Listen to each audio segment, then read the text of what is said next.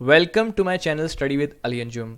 उम्मीद है आप सब खैरियत से होंगे और मुझे अपनी दुआओं में याद रखेंगे। तो आज का हमारा टॉपिक है पब्लिक एडमिनिस्ट्रेशन का, जो कि हम एडमिनिस्ट्रेटिव थ्योरी में जो ब्यूरोक्रेसी है वो उसको पढ़ते हैं, जो कि हम मैक्स वेबर हैं जो एक ब्यूरोक्रेटिक थिंकर हैं, उसको हम पढ़ेंगे पब्लिक एडमिनिस्ट्रेशन की स्टडीज़ में। ठीक है, तो लेट्स स्टार्ट। कायदे आज़म का यहाँ पे ज़िक्र करना ज़रूरी इसलिए है क्योंकि आपने जब पब्लिक एडमिनिस्ट्रेशन का पेपर अटेम्प्ट करने जाना है तो आपने जब ब्यूरोक्रेटिक थियरी वहाँ पे देनी है, मैक्स वेबर को डिफ़ाइन करना है, या मैक्स वेबर के बाद जो रिलेटेड जो ब्यूरोक्रेसी के हवाले से मैक्स वेबर के बाद कार्ल मार्क्स ने भी इसके ऊपर लिखा है, गायतानो मोस्के ने भी इसके ऊपर लिखा है, तो आपको ये बताना लाजमी है कि ब्यूरोक्रेसी के हवाले से कायदे आज़म ने भी जब पाकिस्तान बना था तो ब्यूरोक्रेसी को एड्रेस करते हुए कायदे आज़म ने इनको ये कहा था कि governments are formed, governments are defeated, prime ministers come and go, ministers come and go but you stay on. ठीक है, ये अगर कोटेशन आप ब्यूरोक्रेसी का पेपर में आपको जब ये ब्यूरोक्रेसी का क्वेश्चन आपके पेपर में जब ये आता है, आप जब अटेम्प्ट करके आते हैं, तो ये आपको अल्टीमेटली बहुत अच्छा स्कोर देगा। कम से कम अगर CSS या PMS के पेपर में ये 20 मार्क्स का क्वेश्चन आ जाता है आपको,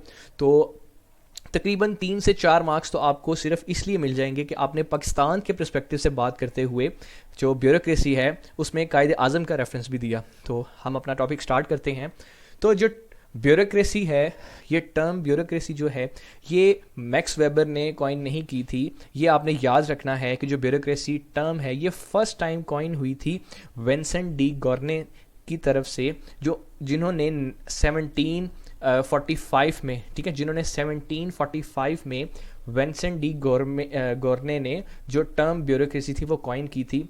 ब्यूरो का मतलब होता है डेस्क। ठीक है, तो चूँकि हम विंसेंट डी गॉर्ने की यहाँ बात कर रहे हैं तो मैं आपको बता दूं कि जो ब्यूरोक्रेसी को उन्होंने बेसिकली एक बीमारी का नाम दिया था जो ब्यूरोमेनिया कहा था। ठीक है, ब्यूरोक्रेसी को उन्होंने ब्यूरोमेनिया कहा था। इसकी मज़ीद आप डिटेल पढ़ना चाहें तो आप गूगल कर सकते हैं। ठीक है, तो ऐसा नहीं है कि जो ब्यूरोक्रेसी है उसके ऊपर सिर्फ मैक्स वेबर ने ही बात की है, जो जैसे मैंने आपको स्टार्ट में बताया है। मैक्स वेबर के बाद या मैक्स वेबर से पहले आप समझ लें कि जो ब्यूरोक्रेसी है ये एक्सरसाइज में तो थी, लेकिन जब मैक्स वेबर ने ब्यूरोक्रेटिक कॉन्सेप्ट दिया, जब अपनी थ्योरी दी, जब अपने इन्होंने ब्यूरोक्रेसी का रोल बताया, तब ये ब्यूरोक्रेसी बहुत ज़्यादा एफिशिएंट रही उन ममालिक्स में जहाँ पे जो न्यूली इमर्ज स्टेट्स थे, जहाँ पे पब्लिक अफेयर्स बहुत ज़्यादा ज़रूरी थे। ये मैं आपको आगे डिटेल्स में बताऊँगा। ठीक है, तो बहुत से फ़िलोसोफ़र हैं जिन्होंने ब्यूरोक्रेसी के बारे में लिखा है, लेकिन जिससे मैंने बात की कि वो मैक्स वेबर ही हैं जिन्होंने ब्यूरोक्रेसी को सिस्टमेटिक स्टडी के तौर पे अपनी राइटिंग्स में जब हमें इसका कॉन्सेप्ट दिया। तो इसलिए हम ब्यूरोक्रेसी की जब बात करते हैं तो हम मैक्स वेबर को पढ़ते हैं। ठीक है, तो मैक्स वेबर कौन है? इनका पूरा नाम ये है मैक्समिलियन कार्ल एमिल वेबर। ठीक है, ये इनका मैक्स वेबर का पूरा नाम है। ठीक है, तो ये कौन थे? ये जर्मन सोशियोलॉजिस्ट और पॉलिटिकल इकोनॉमिस्ट थे। ठीक है, ये एरफर्ट में बोर्न हुए थे, पैदा हुए थे, जो वेस्ट जर्मनी का है एरिया, और ये अप्रैल 21 1864 को ये पैदा हुए थे। इन्होंने एज अ जूनियर ऑफिसर, ठीक है, जर्मन आर्मी में भी काम किया है, और PhD इन्होंने रिसीव की 1889 में। ठीक है, PhD रिसीव करने के बाद इन्होंने इंस्ट्रक्टर भी काम किया है यूनिवर्सिटी ऑफ बर्लिन में। उसके बाद फ्राइबर्ग यूनिवर्सिटी जो ये जर्मनी में ही है, वहाँ पे इन्होंने प्रोफेसर ऑफ पॉलिटिकल इकोनॉमी, ठीक है, प्रोफेसर ऑफ पॉलिटिकल इकोनॉमी इन्होंने स्टार्ट किया अपना करियर 1842 में। ठीक है, और फिर मज़ीद इन्होंने जब लॉ किया यूनिवर्सिटी ऑफ हेडलबर्ग से, तो उसके बाद जो है जो ये प्रोफेसर ऑफ इकोनॉमिक्स बन गए उसी हेडलबर्ग यूनिवर्सिटी में 1897 में। ठीक है, तो चूँकि इनकी स्टडीज़ काफ़ी थी, ये इनका प्रोफेसरशिप का जो एक्सपीरियंस था बहुत ज़्यादा था, लेकिन 1897 के बाद 1897 के बाद ये मेंटली फिजिकली एक बड़ी डिप्रेस्ड मोड में चले गए अपने फादर की डिमाइस के बाद, ठीक है। तो इसकी वजह से इन्होंने टीचिंग भी छोड़ दी। तकरीबन कहा जाता है कि 20 साल तक इन्होंने अपनी टीचिंग से दूर रहे हैं, टीचिंग लाइन से दूर रहे हैं। और ये 20 साल का जो एक टेन्योर है, इसी दौरान ही जो मैक्स वेबर हैं, ये इनका जो एक्सपीरियंस रहा है या इनकी राइटिंग्स रही हैं या इनकी जो वर्किंग रही है, इंटरेस्ट रहा है, वो लॉ से शिफ्ट हो गया सोशोलॉजी की तरफ, ठीक है। जो लॉ एंड इकोनॉमिक्स से शिफ्ट हो गया सोशोलॉजी की तरफ। और 1918 में जब ये वियना में वापस आके टीचिंग स्टार्ट करते हैं, तो इस टाइम आप समझ लें कि ये अपनी पीक पे होते हैं, ठीक है। तो अपनी जब पीक पे होने के साथ ही इनकी आप समझ लें डेथ हो जाती है 1920 में म्यूनिच में। तो इनकी बहुत सी राइटिंग्स जो सी हैं वो इनकम्प्लीट हैं। इनकम्प्लीट से मुराद ये है कि जब वो वफ़ात पा गए तो इनकी बहुत सी जो सोशियोलॉजिकल थियरीज़ हैं वो इनकम्प्लीट हैं, ठीक है। तो यहाँ मैं जो कंट्रीब्यूशन है मैक्स वेबर की उस हवाले से बात करूँ तो उनकी जो बुक्स हैं वो ये हैं the Protestant ethics and the spirit of capitalism, economic and society, the theory of social and economic organisation, ठीक है। तो यहाँ पे आपको मैं एक ये भी बात बताता चलूँ कि मैंने ये नोट लिखा हुआ है यहाँ पे, जस्ट आपकी एक इन्फॉर्मेशन के लिए मैं दे रहा हूँ कि 1946 में, ठीक है, ऑक्सफोर्ड यूनिवर्सिटी ने 1946 में जो मैक्स वेबर की राइटिंग लिखी हुई थी, जो मैक्स वेबर ने ऐसे लिखा था सोशियोलॉजी में, उसको ट्रांसलेट किया था इंग्लिश में, ठीक है। इंग्लिश स्पीकिंग वर्ल्ड के लिए उन्होंने ट्रांसलेट किया था, क्योंकि मैक्स वेबर जर्मन थे, ठीक है। तो जर्मन जो अपनी राइटिंग्स में उन्होंने अपनी जर्मन लैंग्वेज यूज़ की हुई थी, ठीक है। मैक्स वेबर ने ब्यूरोक्रेसी का कॉन्सेप्ट बहुत देर पहले दे दिया था, लेकिन आप देख रहे हैं 1946 के बाद, ठीक है, बेसिकली गालबन ये वर्ल्ड वार 2 का टाइम है, 1945 के बाद वर्ल्ड वार 2 का टाइम है, जबकि बहुत ज़्यादा स्टेट्स मर्ज कर रही थी, सॉवरन हो रही थी, तब जाके ब्यूरोक्रेसी के हवाले से जो अगर किसी के पास कुछ किसी ने लिखा हुआ था उसको ट्रांसलेट किया जा रहा था, समझा जा रहा था। बेसिकली ये सारी चीज़ें पब्लिक अफेयर्स को मैनेज करने के लिए हैं। ब्यूरोक्रेसी का आप जब भी वर्ड आएगा इसका मतलब है कि ये पब्लिक अफेयर्स को मैनेज करने की बात है, ठीक है। तो आगे हम पढ़ते हैं कि ब्यूरोक्रेसी का मतलब क्या है, ठीक है। तो ब्यूरोक्रेसी बेसिकली ये है एक सिस्टम, ठीक है, एक सिस्टम है जो कंट्रोलिंग मैनेजिंग एनी ऑर्गेनाइजेशन, ठीक है। लाजमी नहीं है कि वो कोई कंट्री ही हो, कोई स्टेट ही हो, ठीक है। कुछ ऑफिशियल्स ऑफिसर्स कुछ एम्प्लॉयड होते हैं, कुछ उनको रिक्रूट किया जाता है स्पेसिफिक इस पर्पस के लिए कि आपने रूल्स को फॉलो करते हुए रूल्स फॉलो करवाने हैं, ठीक है। ब्यूरोक्रेसी का मतलब असल यही है कि अगर हम ब्यूरोक्रेसी की बात करते हैं, हम एग्जेक्टिव क्लास की बात करते हैं, तो एग्जेक्टिव क्लास का काम क्या है? एग्जेक्टिव क्लास का काम यही है कि किसी भी ऑर्गेनाइजेशन में, किसी भी कंट्री में, किसी भी जगह पे ब्यूरोक्रेसी की बात होती है तो ब्यूरोक्रेसी से मुराद हमारे जो सिविल सर्विसेज में PMS CSS करके असिस्टेंट कमिश्नर, डिप्टी कमिश्नर लगते हैं, इनके अलावा भी ऑर्गेनाइजेशंस हैं, ठीक है। हम वो प्राइवेट ऑर्गेनाइजेशंस हो सकती हैं, वहाँ की जो एग्जेक्टिव क्लास है उन्हें इन अदर सेंस ब्यूरोक्रेटिक ही कहा जाता है। वो एक ब्यूरोक्रेसी का रोल ही प्ले कर रहे होते हैं, क्योंकि अगर कंट्री की बात करें तो कंट्री में जो अगर पाकिस्तान की बात करें तो पाकिस्तान का सुप्रीम लॉ क्या है? वो है आपका कॉन्स्टिट्यूशन, और कॉन्स्टिट्यूशन के बाद जो लेजिस्लेशन करनी है आपके पार्लियामेंट ने, तो उसको इन्फोर्स किसने करवाना है? वो आपकी ब्यूरोक्रेसी ने करवाना है, वो आपके एग्जेक्टिव क्लास ने करवाना है, ठीक है। तो यहाँ एक और बात है कि जो मैक्स वेबर हैं इन्होंने ब्यूरोक्रेसी डिफाइन नहीं की, ठीक है। मैक्स वेबर ने ब्यूरोक्रेसी डिफाइन नहीं की थी। मैक्स वेबर ने जस्ट करेक्टरिस्टिक्स बताए थे कि जो कि एक एडमिनिस्ट्रेटिव बॉडी है वो किस तरह रूल करेगी, या किस तरह रूल से मुराद ये है कि वो रन करेगी, ठीक है। तो मैक्स वेबर के अकॉर्डिंग जो आप समझ लें कि ब्यूरोक्रेसी है वो क्या है? An administrative body of an appointed officials, ठीक है। अच्छा, यहाँ पे मैं आपको एक और चीज़ बताता चलूँ, जब आपने पब्लिक एडमिनिस्ट्रेशन का पेपर यूज़ करना है तब आपने स्पेसिफिक जार्गन यूज़ करने हैं अपनी राइटिंग्स में जो कि पब्लिक एडमिनिस्ट्रेशन के होते हैं, ठीक है। इससे मुराद ये है कि आपने वही जार्गन से मुराद ये होती है एक स्पेसिफिक कीवर्ड्स होते हैं, लाइक जिस तरह मैंने ब्यूरोक्रेसी की मैक्स वेबर की बात की, तो ये मैक्स वेबर ने कहा था an administrative body of appointed officials. के ब्यूरोक्रेसी क्या है? An administrative body of an appointed officials. अगर आप ये स्टेटमेंट इस तरह ही लिखेंगे तो आपको एग्जामिनर ये समझेगा कि आपका इस सब्जेक्ट के ऊपर मास्टर्स आपने किया हुआ है, आपने इसको अपने पेपर में इस तरह प्रेजेंट करना है कि आपको लगे कि आपने अच्छा किया है और ये एग्जामिनर को भी फील हो कि आपने इसके ऊपर काफ़ी डीप स्टडी रखी हुई है। ठीक है, तो जो अगर हम बात करें कि मैक्स वेबर ने ही क्यों मैक्स वेबर के ही माइंड में क्यों आया कि ब्यूरोक्रेसी की कुछ ब्यूरोक्रेसी ऐसी नहीं ऐसी होनी चाहिए, ब्यूरोक्रेटिक सेटअप ऐसा नहीं ऐसा होना चाहिए। बेसिकली मैक्स वेबर का जो एरा था जर्मनी में, वो पार्टिकुलरिज्म वहाँ पे बहुत ज़्यादा था। ठीक है, पर्टिकुलरिज्म से मुराद ये है कि वहाँ पे जो अपॉइंटेड ऑफिशियल्स थे, ठीक है, टॉप अपॉइंटेड ऑफिशियल्स थे, वो तो यहाँ अपॉइंट किए जाते थे फैमिली रिलेशंस की बेस के ऊपर।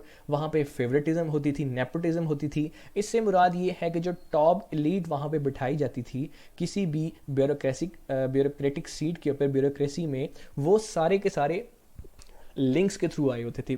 ठीक है, लिंक्स के थ्रू आए होते थे। तो ऑब्वियसली बात है कि मैक्स वेबर क्योंकि पॉलिटिकल इकोनॉमिस्ट भी रहे थे, सोशोलॉजिस्ट भी थे, वो लॉ भी पढ़ते थे, तो वो इन सारी चीज़ों को समझते थे। इसलिए वो इस काबिल हुए कि वो अपनी एक थ्योरी दे सकें, एक बता सकें, एक जो इमर्जिंग नेशन स्टेट जब वहाँ पे उभर रही हैं तो उनके अंदर जो करप्शन का एलिमेंट है उसको कम करने के लिए जो पब्लिक अफेयर्स हैं, जो पब्लिक मैटर्स हैं जो कि रिजॉल्व नहीं हो रहे, उनको रिजॉल्व करने के लिए जो पब्लिक मैटर्स हैं, पब्लिक से मुराद ये है कि यहाँ पे ये भी कॉन्सेप्ट है कि ब्यूरोक्रेसी बेसिकली मैंने आपको बताया है ये गवर्नमेंट भी यूज़ करती है, गवर्नमेंट ब्यूरोक्रेटिक सेटअप भी होता है और प्राइवेट ब्यूरोक्रेटिक सेटअप भी होता है। ठीक है, तो वहाँ पे कुछ टाइम पे कुछ प्राइवेट ऑर्गेनाइजेशंस भी थी जिनमें काफ़ी ऐसी मुश्किलात आ रही थी कि हम अपनी ऑर्गेनाइजेशन को कैसे चलाएं, हम अपने जो हमारी वहाँ पे इंडस्ट्रियल रेवोल्यूशन आ रहा है, वहाँ पे नेशन स्टेट का कॉन्सेप्ट आ रहा है, तो हम उसको कैसे चलाएं। ठीक है, तो ये सारी चीज़ों की वजह से मैक्स वेबर ने अपनी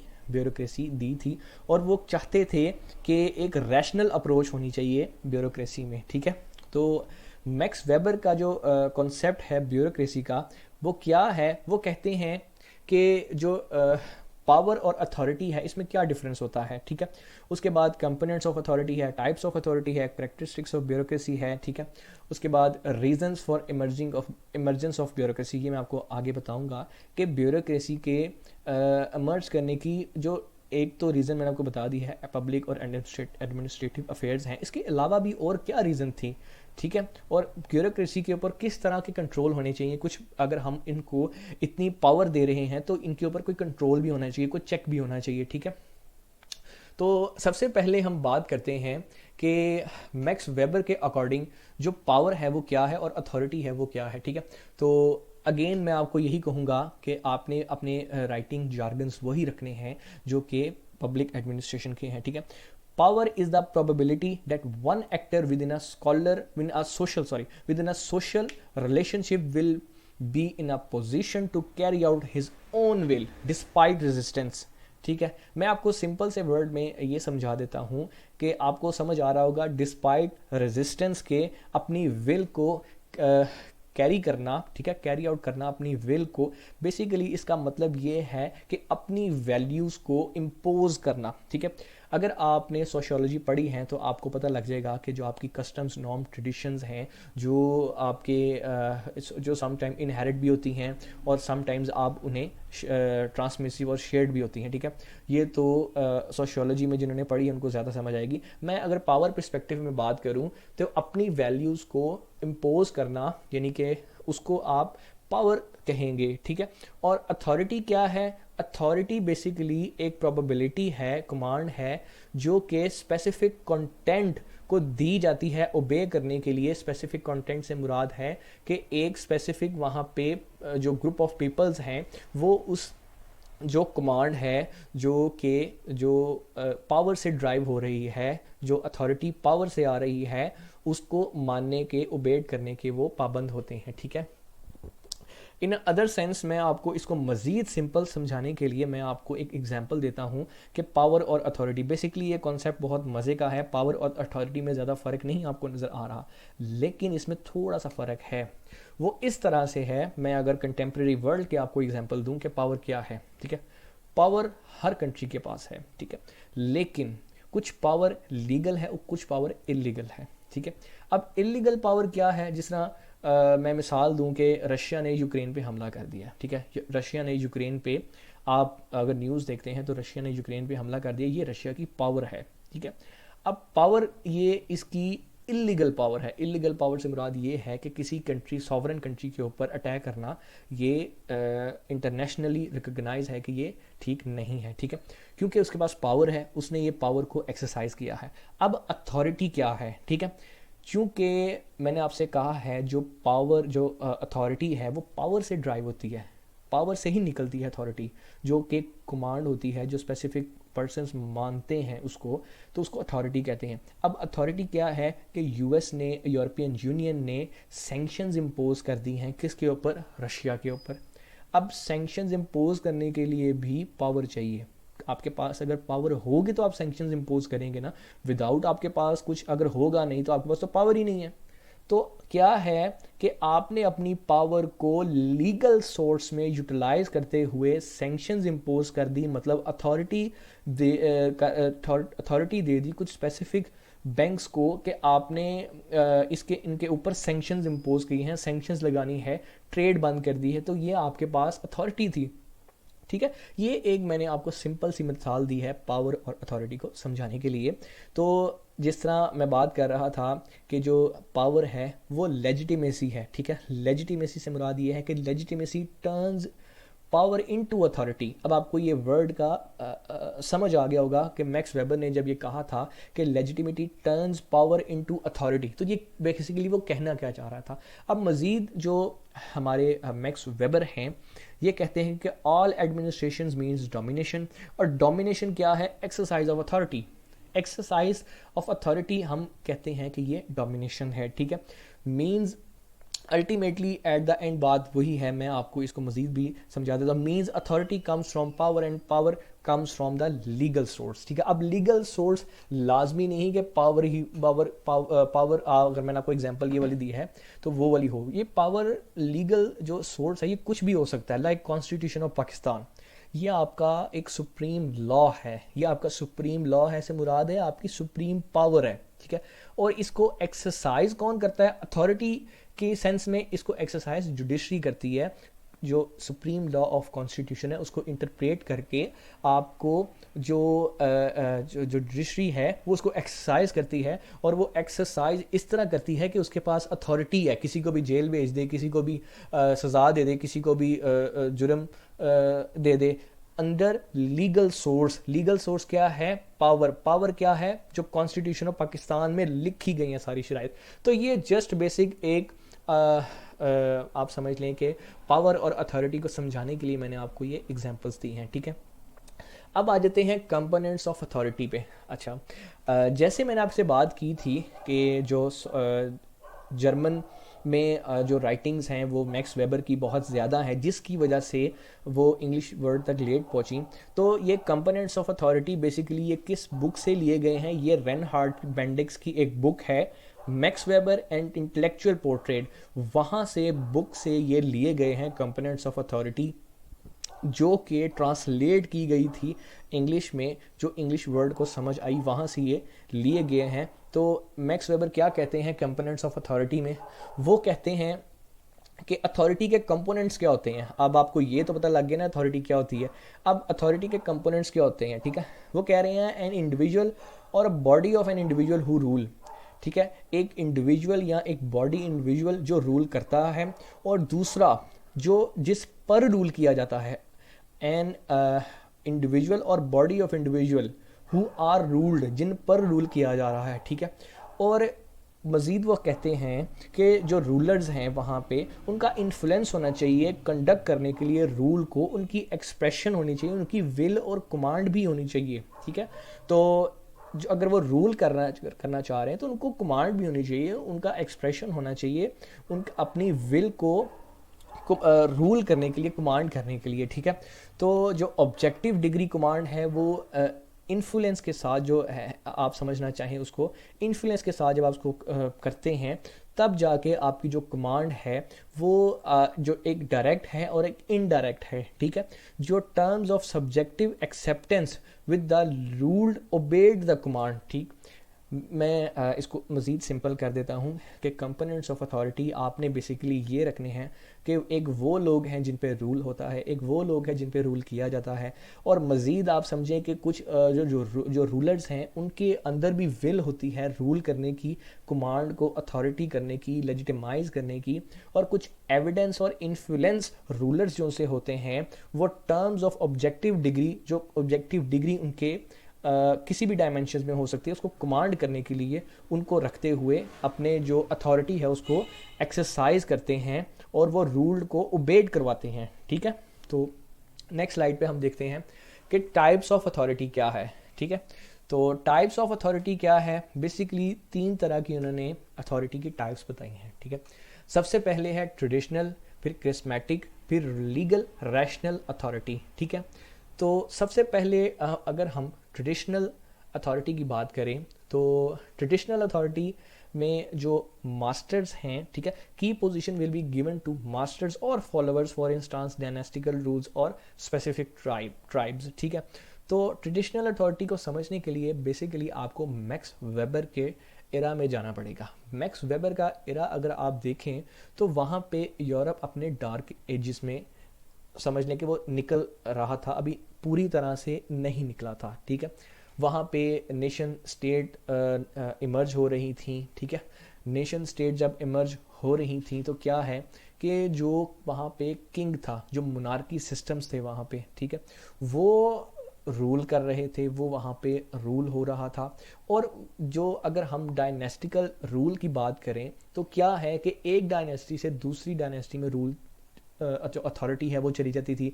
फिर इसी तरह से कुछ स्पेसिफिक ट्राइब्स की बात करें, ठीक है, तो इसमें अगर हम एग्जांपल लेना चाहें तो हम ऑटोमन एम्पायर की ले सकते हैं, ठीक है। ऑटोमन एम्पायर में क्या है, एक खलीफा वो होता है, उसके बाद मज़ीद उसका जो बेटा है वो उसको खलीफा बना दिया जाता है, ठीक है। तो ये कुछ हद तक रिलेट यहाँ से होता है, और कुछ हद तक ये आप अगर यूरोपियन हिस्ट्री आपने पढ़ी है तो आपको बेसिकली ट्रेडिशनल का मतलब यहाँ पे कन्वेंशनल भी होता है, रवायती भी होता है, कि जो इनहेरिटेड में आ जाता है, ठीक है, डायनेस्टिकल रूल में चला जाता है, जो स्पेसिफिक ट्राइब्स होते हैं, ठीक है।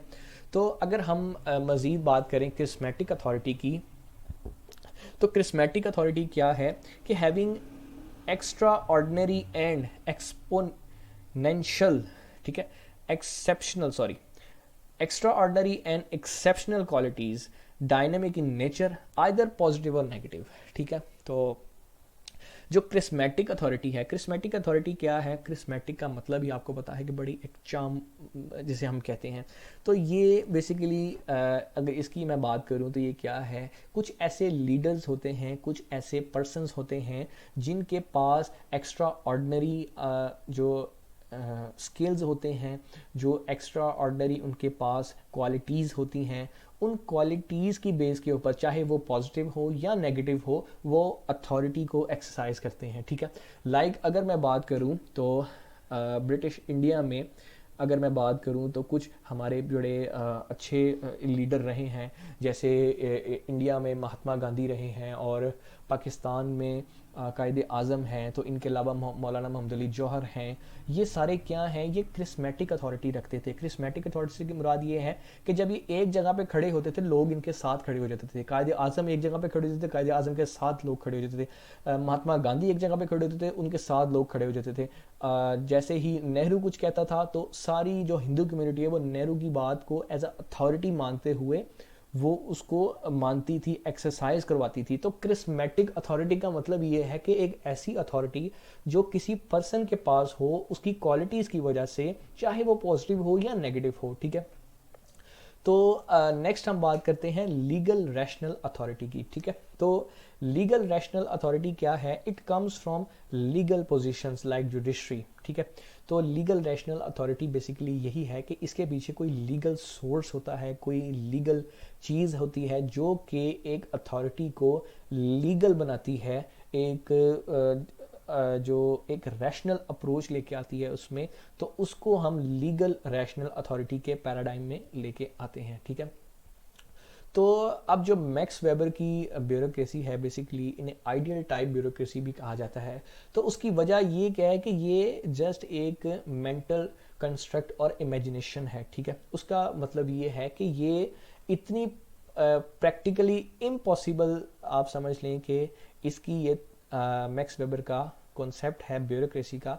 उसकी वजह यह है कि ये प्योर फॉर्म में कहीं भी एग्जिस्ट नहीं करती, जिसकी वजह से the concept of ideal type bureaucracy is utopian भी कहा जाता है, जो मैक्स वेबर की आइडियल टाइप ब्यूरोक्रेसी है उसको, ठीक है। अब ये जो करेक्टरिस्टिक्स हम बात करते हैं मैक्स वेबर की ब्यूरोक्रेसी की, ये क्या हैं ये मैं आपको अभी बताता हूँ। लेकिन हमने जो आइडियल टाइप ब्यूरोक्रेसी, जिन्हें हम यूटोपियन भी कहते हैं, ये जब मैं आपको जो करेक्टरिस्टिक्स ऑफ ब्यूरोक्रेसी हैं ये पढ़ाऊंगा, तब आपको इसकी मज़ीद समझ आ जाएगी कि इसको यूटोपियन क्यों कहा जाता है, ठीक है। तो जो करेक्टरिस्टिक्स हैं ब्यूरोक्रेसी के, उनकी हम बात करते हैं। जो आइडियल रैशनल ब्यूरोक्रेसी है, जो मैक्स वेबर ने अपनी बुक में the theory of social and economic organisation में दी थी, ठीक है। तो इसको ट्रांसलेट किया था ये टेलकॉट पर्सन्स ने एंड M.A. हेंडरसन ने 1947 में, ठीक है।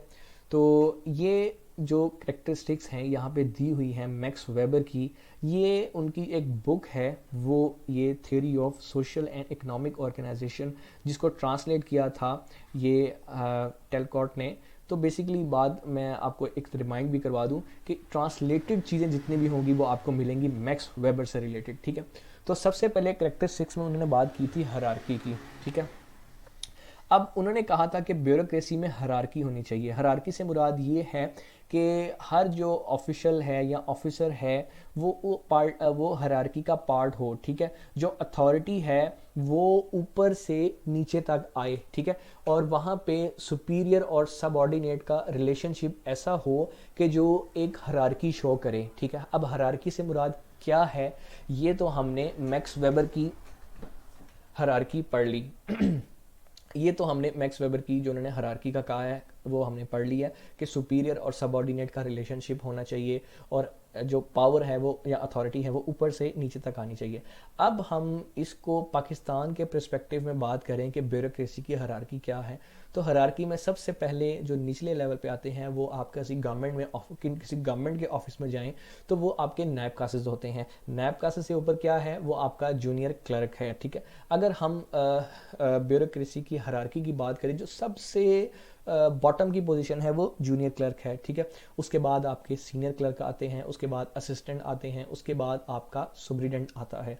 अगर आप अक्सर किसी पब्लिक ऑफिस में जाएं तो वहाँ पे आपको जो एक अथॉरिटी होगी वो सुपरिटेंडेंट के पास होगी। सुपरिटेंडेंट से ऊपर आपके असिस्टेंट डायरेक्टर हैं, असिस्टेंट डायरेक्टर से ऊपर आपके डेप्टी डायरेक्टर हैं, डेप्टी डायरेक्टर से ऊपर आपके डायरेक्टर्स हैं, और डायरेक्टर से ऊपर आपका सेक्रेटरी है। किसी भी इदारे का सेक्रेटरी है, जिस तरह secretary Punjab public service commission है, जिस तरह सेक्रेटरी हायर एजुकेशन है, जिस तरह सेक्रेटरी स्कूल एजुकेशन है, ये सारे जो पब्लिक इंस्टीट्यूशंस हैं जिनको गवर्नमेंट रन करती है वो एक हायरार्की में चलते हैं, जो कि सेक्रेटरीज उनको हेड होते हैं उस इदारे के। उसके बाद मेंबर्स आ जाते हैं, सेक्रेटरी से ऊपर आपके समटाइम्स एडिशनल सेक्रेटरी भी है, फिर सेक्रेटरी है, उसके बाद आपके मेंबर्स हैं, और ये सारी हायरार्की इसी तरह चलती है, ठीक है। तो ये हायरार्की का जो कॉन्सेप्ट है ये मैक्स वेबर ने इस तरह नहीं दिया था जिस तरह मैंने आपको बताया है। उसने जस्ट ये कहा था कि जो सुपीरियर है, सबऑर्डिनेट है, उसका रिलेशनशिप इस तरह होना चाहिए कि जो ऑफिसर्स हैं उनके दरमियान एक पावर और एक जो अथॉरिटी है वो इस तरह हो कि जो काम है वो अपने सबऑर्डिनेट को, अगर कोई सीनियर कहता है तो वो उसको पूरा करे, ठीक है। अब यहाँ बात करते हैं स्फीयर ऑफ कॉम्पिटेंस की, जो कि स्पेशलाइजेशन की हम पर्सपेक्टिव में इसको पढ़ेंगे, ठीक है। तो स्फीयर ऑफ कॉम्पिटेंस का मतलब ये होता है कि क्लियरली डिफाइन हो हर बंदे की रिस्पॉन्सिबिलिटी। जितने बंदे किसी ऑर्गेनाइजेशन में, किसी सेटअप में काम कर रहे हैं, वो सब की जो जॉब डिस्क्रिप्शन हम कहते हैं वो डिफाइन हो कि इस बंदे की ये रिस्पॉन्सिबिलिटी है और इसने यही काम करना है, ठीक है।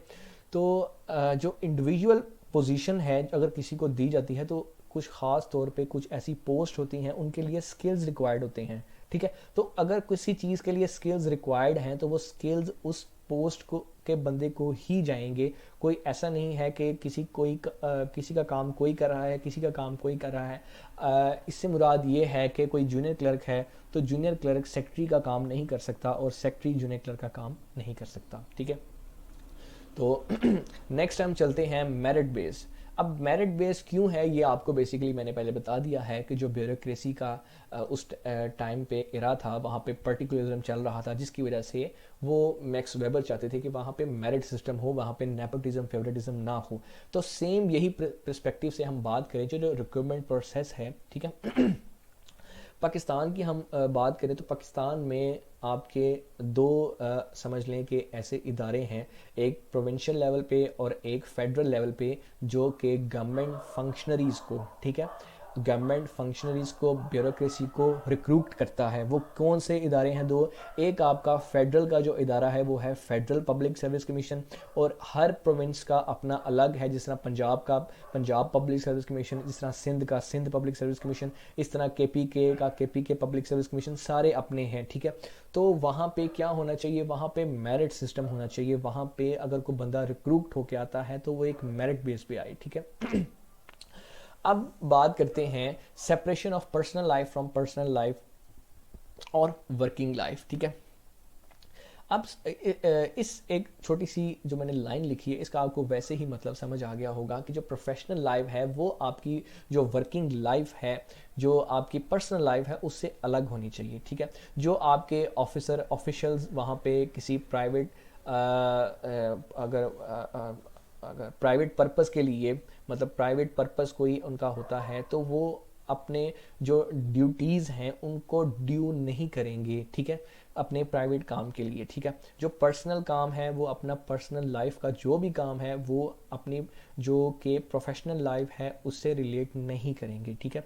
इससे मज़ीद ये है कि ऑफिस के अंदर, किसी भी पब्लिक ऑफिस के अंदर, अगर किसी आप बंदे को देखते हैं कि वो किसी ऐसी एक्टिविटी में इन्वॉल्व है जो कि उसकी पर्सनल लाइफ से रिलेटेड है, लाइक अगर आप किसी जगह पे जाते हैं तो वो बंदा लाइक अगर मैं आपको सिंपल सी मिसाल देता हूँ, अगर आप पुलिस स्टेशन जाते हैं तो अक्सर आपने देखा होगा पुलिस स्टेशन में लोग वहाँ पे अपने यूनिफॉर्म्स को नहीं पहनते। वहाँ पे कुछ ऐसा सेटअप्स होता है कि एक वहाँ पे चारपाई डाल के वो वहाँ पे लेटे होते हैं। तो बेसिकली ये क्या क्या कॉन्सेप्ट है कि ये एक प्रोफेशनल वर्क ना हुआ, एक प्रोफेशनलिज्म ना हुआ, आपकी पर्सनल लाइफ इंगेज हो रही है आपकी जो ड्यूटी में, और ये चीज़ नहीं होनी चाहिए, ये चीज़ सेपरेट होनी चाहिए, ठीक है। बेसिकली जो रिमोट एरियाज़ हैं, जो रूरल एरियाज़ हैं, वहाँ पे ये चीज़ बहुत ज़्यादा है। तो वहाँ पे ये चीज़ बहुत ज़्यादा अगर देखी गई है तो उसके मतलब यही है कि जो ब्यूरोक्रेसी है वहाँ पे, वो वहाँ पे अपनी इस तरह से इम्प्लीमेंटेशन नहीं कर रही जिस तरह उसको करनी चाहिए, ठीक है। ये एक अलहदा मैटर है, ये एक कंप्लीट सब्जेक्ट है कि पाकिस्तान में लॉ मौजूद है। पाकिस्तान के सारी ब्यूरोक्रेटिक सेटअप को अगर हम ठीक करना चाहें या कोई ऐसा लेजिस्लेशन लेके आना चाहें तो वो सब कुछ ला सकते हैं। तो बेसिकली क्या वजह है कि ये अभी तक ब्यूरोक्रेसी का जो डोल्ड्रम्स हम सुनते हैं या ब्यूरोक्रेसी को अगर डिलीवर नहीं करी तो क्या वजह है? बेसिकली ये एक प्रॉपर एक सब्जेक्ट है। तो ये मैं आपको फिर कभी एक प्रॉपर इसका जब मैं इंग्लिश ऐसे का पेपर पढ़ाऊंगा उसमें जो करप्शन एलिमेंट्स हैं, जो रूट काज हैं, या आपकी इनफेक्टिव गवर्नमेंट है, या आपकी डेमोक्रेसी पाकिस्तान में भी एक्सरसाइज हो रही है और यूएस में भी एक्सरसाइज हो रही है, लेकिन वहाँ पे ऐसा क्या मैकेनिज़्म है कि जो कि वहाँ पे ब्यूरोक्रेटिक नॉर्म्स जो हैं वो डिलीवर हो रही हैं, वहाँ पे पब्लिक ऑफिस अपना एफिशिएंटली काम कर रहे हैं, और यहाँ पे पीआईए, स्टील मिल, रेलवेज़ ये खसारे में चल रही है। ये एक अलग टॉपिक है, ठीक है। लेकिन यहाँ पे आप चूँकि पब्लिक एडमिनिस्ट्रेशन में एडमिनिस्ट्रेटिव थिंकर मैक्स वेबर को पढ़ रहे हैं तो यहाँ पे जस्ट आप इस चीज़ पे फोकस रखेंगे, ठीक है। तो नेक्स्ट हम देखते हैं सेट ऑफ जनरल रूल्स। अब जनरल रूल से मुराद ये है कि जिस तरह मैंने आपको बताया है कि डिफरेंट डिपार्टमेंट के डिफरेंट सेक्रेटरीज होते हैं, लाइक सेक्रेटरी हायर एजुकेशन है, सेक्रेटरी स्कूल एजुकेशन है, सेक्रेटरी पीपीएससी है, ठीक है। तो ये सारे जो सेक्रेटरीज हैं बेसिकली जो रूल्स और रेगुलेशंस होते हैं किसी भी इदारे के, वो इदारे का हेड उसको एक ऑर्गेनाइज्ड वे में उनको लिख के एक रेगुलेशंस के आप समझ लें कि तौर पे रखता है अपने पास, ठीक है।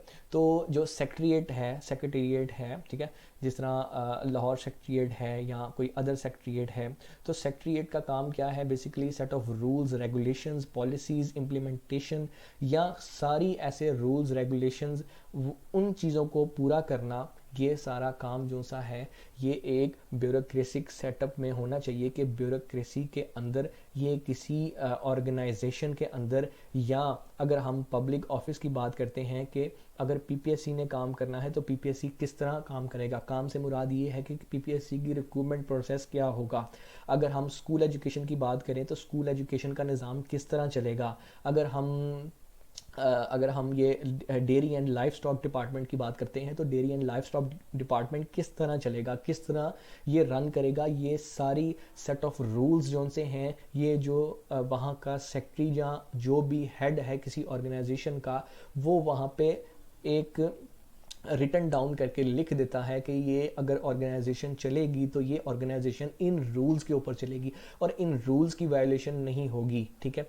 जिस तरह हमारे, मैं आपको मज़ीद इस पर्सपेक्टिव से एग्जांपल दूं कि जो गवर्नमेंट ऑफ पंजाब है इनकी जो ब्यूरोक्रेसी है वो फॉलो करती है सिविल सर्वेंट रूल्स को, ठीक है। जो सिविल सर्वेंट रूल्स हैं उनको फॉलो करते हुए जो कि एक गवर्नमेंट एम्प्लॉई का क्या काम होगा वो डिफाइन होता है। अगर वो किसी इदारे में डिप्यूट होता है तो इदारा किस तरह चलेगा, ये सारे रूल्स एंड रेगुलेशंस उस गवर्नमेंट सर्वेंट को बताए जाएंगे, उसको बताए जाएंगे कि आपकी ऑर्गेनाइजेशन इन रूल्स के तहत चलेगी, ठीक है, इन रूल्स के पैरामीटर के तहत चलेगी।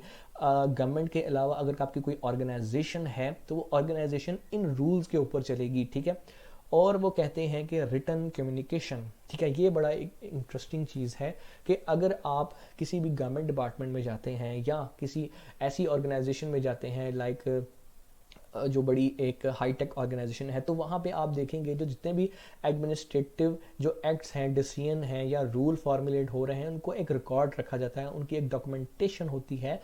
जो वहाँ के एडमिनिस्ट्रेटिव ऑफिसर हैं वहाँ पे इससे अकाउंटेबल होते हैं, उनकी अकाउंटेबिलिटी होती है, ठीक है। अगर आपको कोई काम कहा जाता है, लाइक अगर आपका किसी का जाना हुआ है किसी गवर्नमेंट ऑफिस में, तो वो क्या कहते हैं कि आप रिटन एप्लीकेशन लिख के दें, ठीक है।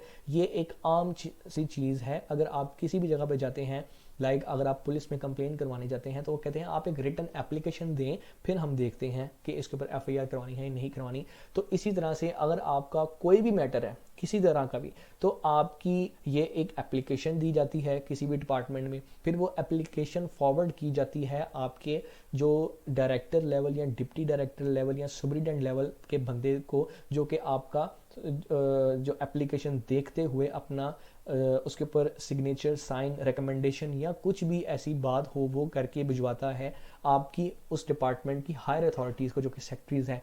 लाइक मैं अगर आपको और मज़ीद इसकी एग्जांपल दूँ, जो कंप्लेन पोर्टल्स हैं, ठीक है, जो कंप्लेन पोर्टल्स हैं वो क्या है, कंप्लेन पोर्टल जो प्राइम मिनिस्टर कंप्लेन पोर्टल है या इस तरह से रिलेटेड कुछ और हैं, तो ये क्या है, बेसिकली ये यही चीज़ें हैं कि आप रिटन कंप्लेन वहाँ पे लॉन्च करते हैं, ठीक है। जब आप रिटन कंप्लेन देते हैं, रिटन सजेशन देते हैं, रिटन एप्लीकेशन देते हैं, तो ये आपकी सारी थ्रू आउट आपकी एप्लीकेशन से लेके डिसीजन तक ये सारा रिटन में लिखा होता है, ठीक है।